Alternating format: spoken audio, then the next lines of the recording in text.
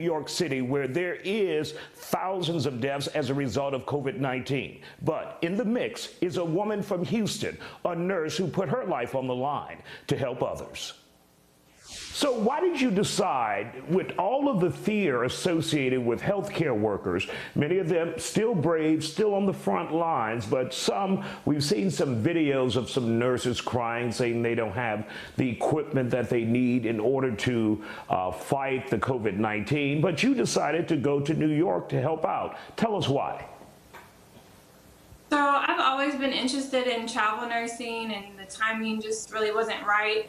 So when all this was coming about, I had multiple people reaching out to me and sources about coming to New York, and the timing just kind of worked out for me. I was already taking care of COVID patients in Houston, so that part didn't really scare me. I made sure to have my own PPE coming out here, as far as N95s, to make sure that I could protect myself. So it was just something that I decided that I wanted to do, and everything kind of fell into place for it. And so how is it there in New York City? Obviously, the epicenter here in the United States. What is it like working with COVID-19 there compared to Houston? So in Houston, we were trying to do one nurse to one COVID positive patient at that time when I was there. And that would be the only patient that you cared for at that night, or for that night or that day or that shift. For here, my whole unit is COVID positive, so it's 32 beds.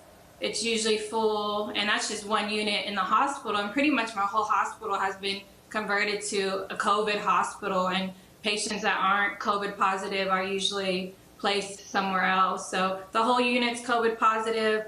We wear our full PPE the whole time that we're taking care of them. So it's just on a bigger scale. It's definitely in a much larger scale than Houston. Is that overwhelming to you to see so many patients on one particular unit, and mentally taxing as well, because you, in some instances, all of them won't survive, all of them won't make it. Number one, is it overwhelming, and is it mentally taxing for you?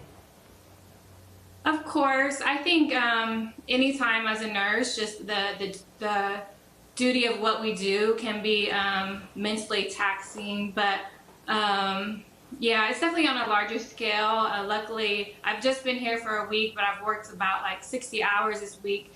We haven't lost anybody on my unit that I know of this week, but you're constantly hearing codes being called, and rapid response teams being called, and a lot of times we're upgrading patients to higher acuity. So you definitely do have to make sure that you mentally prepare yourself, and then go home and take care of yourself as well.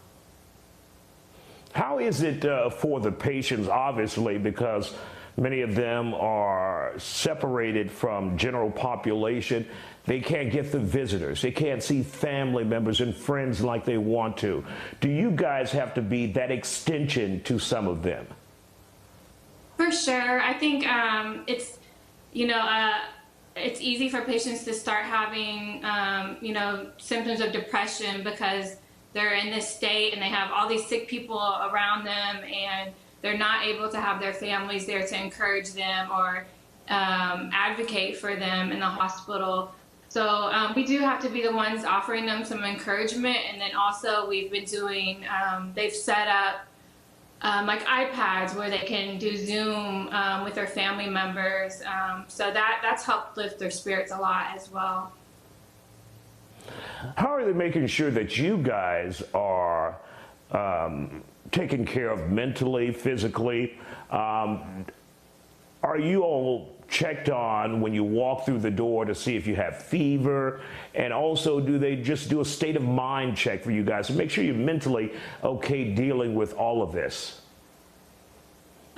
Not really. My hospital right now isn't doing temperature checks, but there are resources out there available if you need them, as far as any type of mental challenges that you're dealing with.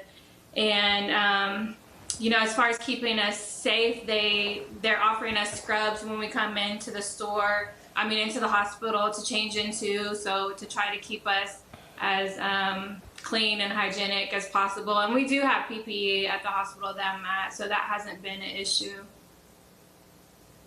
And how long have you been there, and how long will you stay there?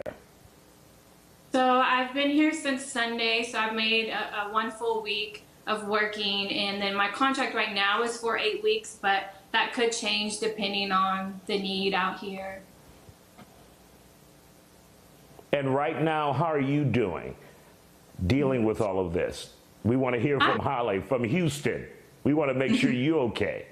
Thank you. I'm doing surprisingly well. I mean, I feel like I didn't know what I was walking into, so I mentally prepared myself for the worst. And I think with that, I've had a better outcome than I could imagine. I like the unit that I'm on. They're not super critical. I don't have any vents on my unit. So I'm doing well. I'm doing really.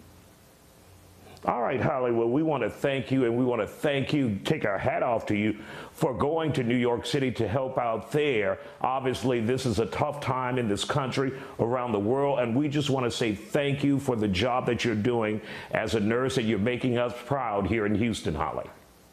Thank you.